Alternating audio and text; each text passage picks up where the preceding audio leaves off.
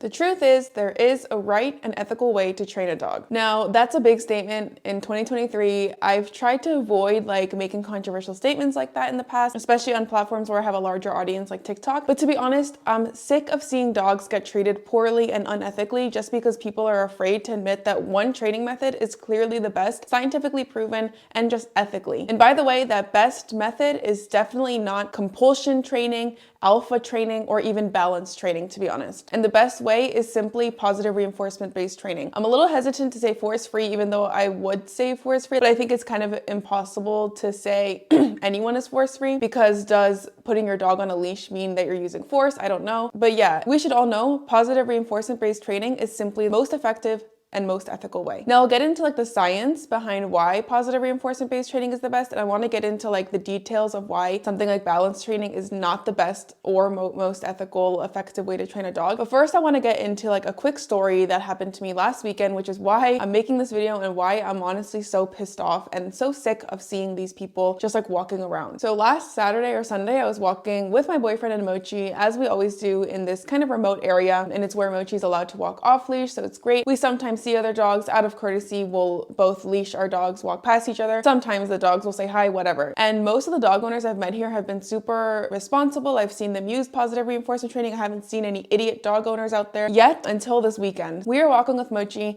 All of a sudden, this little white Samoyed, I would assume teenager, comes sprinting up to Mochi. Normally, I would honestly hate this because Mochi is kind of dog selective, but it was clearly a puppy. Mochi's very nice to puppies. He's never had an issue with them. So it's kind of you know what, let's not start a drama over it. So the dog comes over, says hi to Mochi, and runs back to its owner after literally 2 seconds. Again, this is not an ideal situation. I would not recommend anyone with a puppy who doesn't have recall to let them off leash in the first place, especially not let them run up to another dog. But this happened. Everyone makes mistakes. I thought that I would see the owners positively reinforce the dog for coming back eventually and then keep walking. But what I saw was the dad, this big guy, I don't know, in his 20s, take the poor puppy, slam it to the ground, and what I think he was trying to do an alpha roll. He pins the dog to the ground really forcefully. The poor dog just looks so confused. I mean, it's a puppy. He's what the hell is going on? Holds him to the ground for a good 10 seconds, gets in his face, and then just gets up and keeps walking, and they just keep going about their way. Now, the people were quite far away at this point, and I tried to I was so pissed. I was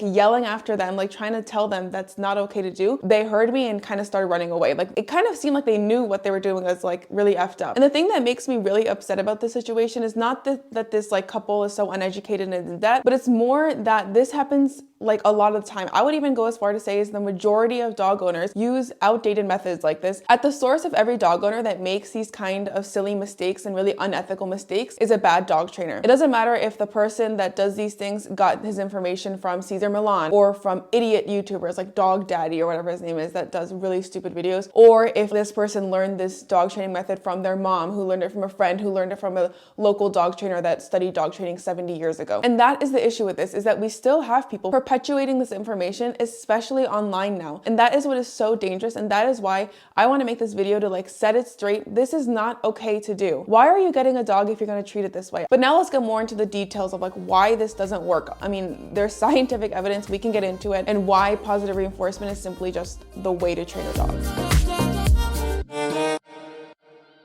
So the first thing I want to address is training tools. And this is one thing I'm severely against, and that is stuff like prong collars or e-collars, shock collars. Now, I'm not even against all tools per se. For example, I get it if you use a slip lead even, I guess, sometimes to just take your dog out to the car or something, but never train with these tools. And I would never even touch a prong collar or a shock collar. The reason these things don't work is because this is a training tool, and these tools are meant to be used with aversive training methods, and that is where I have a problem. And I love when people say, oh, my prong collar doesn't hurt my dog. It's just a little bit uncomfortable, it doesn't hurt them. But that is so stupid. Put the prong collar on yourself. And again, these people will say, but dogs have, more fur or more meat on their neck, so it doesn't feel the way it does for humans. But again, this is so stupid. You are not a dog. So what if it does hurt them? And it probably does. Let's not do it when there's proven training methods that you don't need these tools to train effectively, to teach your dog, not to pull on the leash or not to lunge at other people. And this is again, proven in science. First of all, shock collars are based in usually negative reinforcement, which is just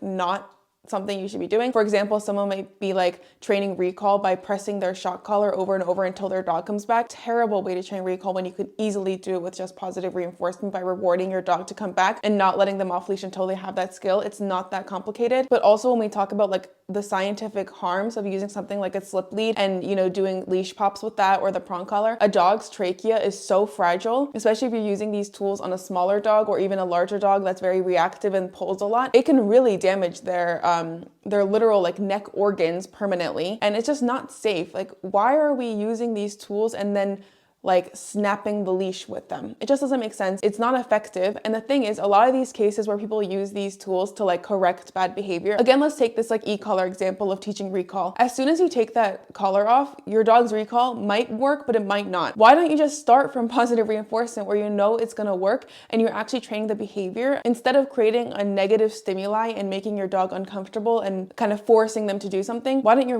reward them for doing something voluntarily so that that skill stays with them through life? It just doesn't make sense in terms of like a training perspective, nor an ethical perspective. My second major issue with stuff like balanced dog training is the punishment factor and the correction factor of it. Now, if we take the example I said earlier, this video with the guy that like slammed his dog to the ground, it's actually quite hilarious he did that because he just communicated to his dog that if his dog like does recall and comes back to him, he's gonna get slammed to the ground. Of course, it's not funny at all because the dog was in pain, but it's like, just like the mere training aspect of it is just so flawed in its logic. Your dog just listened to recall, your dog just returned to you, which is a really ideal behavior, and you just punish them for it. It just doesn't make sense. So punishing doesn't work because a lot of people do it at wrong timings. But more than that, punishing is just not necessary in dog training. We can take an example like reactivity. If your dog lunges at other dogs or barks at other dogs, and someone decides to address that by training with punishments, for example, leash popping. So every time your dog lunges, they'll pop the leash and the dog will get like a little bit jerked, and then your dog will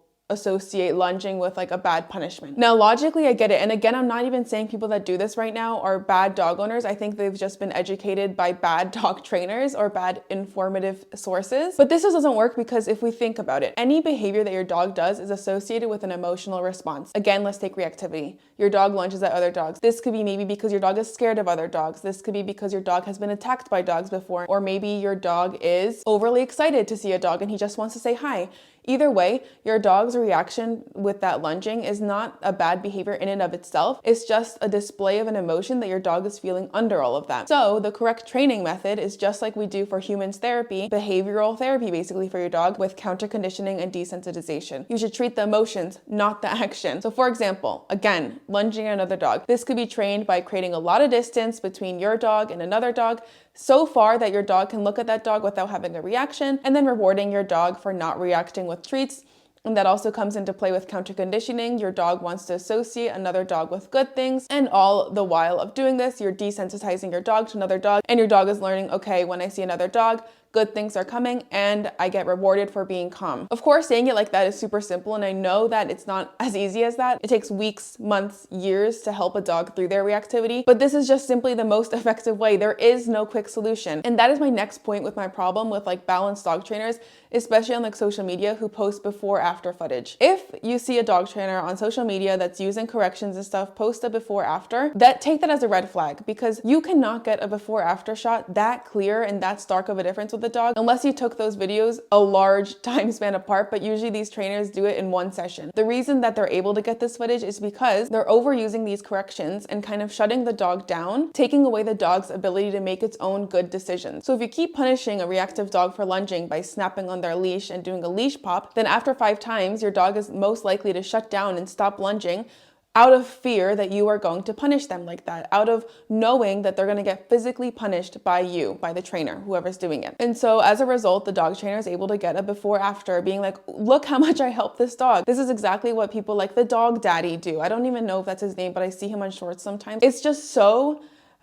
It's so frustrating to see because it's just so unrealistic. And the thing is, the poor dog in this situation is feeling so severely stressed. That is why they shut down in the first place. Whereas if you treat the dog in an ethical way, again, with positive reinforcement-based training such as counter conditioning and desensitization, your dog will actually start to reprogram their emotional response to these triggers so that they overall just feel less stress when looking at these triggers, when seeing these triggers, that they are able to walk by without lunging out of their own free will and out of their own calm emotional state. Whereas if you do something like punishments with a reactive dog, your dog is going to learn to not lunge out of fear, out of more stress than they probably had before. And people are going to come at me and say, balanced dog training also uses positive reinforcement. And yeah, maybe a lot of balanced dog trainers also use a ton of positive reinforcement, but all I'm saying is the correction part is not necessary. But the reason why balanced dog trainers get a lot of fans and a lot of clients that think that their work is great is because of these quick results. The quick results are not an indication of effective dog training. It's just an indication of the lack of rehabbing a dog's emotional response and psychological state of being. And look, I get it. Again, I'm not saying the dog owner is bad. If I didn't know so much about dog training and dog psychology, I probably would have seen balanced dog trainers as, oh, they're a great dog trainer. They just fixed this dog within a week. But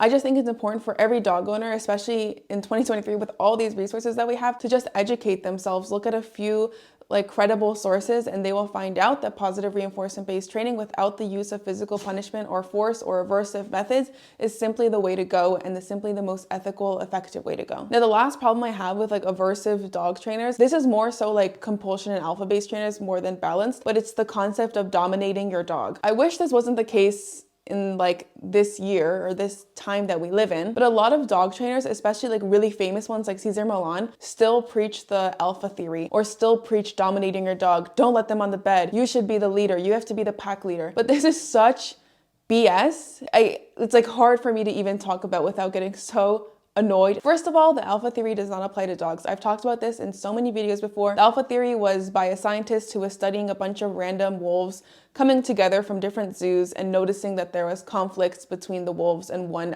wolf wanted to be the alpha, or all the wolves wanted to be the alpha of the pack. Dogs are evolved animals from the wolf, but this behavior just doesn't translate from wolves to dogs. But the funniest part is this behavior doesn't even translate to wolves themselves. Again, in this study, they collected a bunch of wolves that were living in zoos, so living in entrapped spaces, and they put a bunch of wolves together that had never met each other before and were living in their own little societies before that. So obviously you're going to have conflict. That doesn't mean that there's a struggle to be an alpha. It's the same way if you go to a dog park, which I hate, there's going to be a conflict between a few dogs, because you can't just throw together a bunch of animals and expect every single one to get along. Now, my problem with this is that the alpha theory and domination style tactics always base around aversive and cruel methods. I don't even just say anymore, it's just unethical and not okay. But more so than that, that kind of training ruins a relationship between the human and the dog. Looking at a relationship between you and your dog as a dominating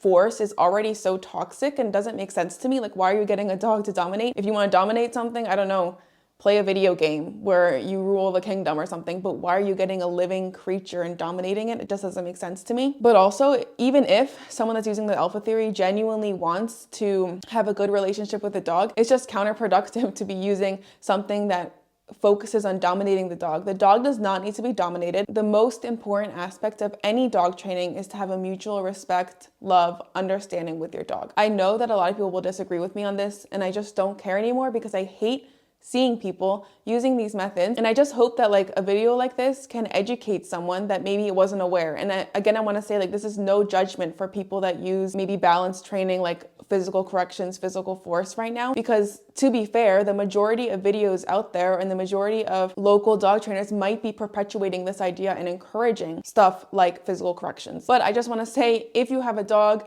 just please do a little bit of a Google search on positive reinforcement training. And maybe even more than that, just take a second to think about the ethics that you value. And by the way, one last point, I saw something really interesting the other day, and someone was saying, oh, but dogs correct other dogs, so why can't we correct dogs? It's so different. We are not dogs. As much as people people alpha theory people do alpha rolls where they flip their dog on their back because they think that they're acting like another dog or something. I don't even know. But as much as these trainers want to pretend we're dogs as well, we are not dogs. Dog communication is so many universes away from our communication with our dogs. Even if you think about it really basically, for example, Mochi does not get along with a lot of other dogs because of the hormones coming in play, their scent, their body language, but Mochi gets along with every single human he meets because they're different species. So dogs correcting each other, yeah, it is very effective, especially like a mother teaching their puppy, for example, not to play too hard, not to bite too hard. That is like dog on dog communication. We don't need to be out here abusing our dogs with these cruel, aversive techniques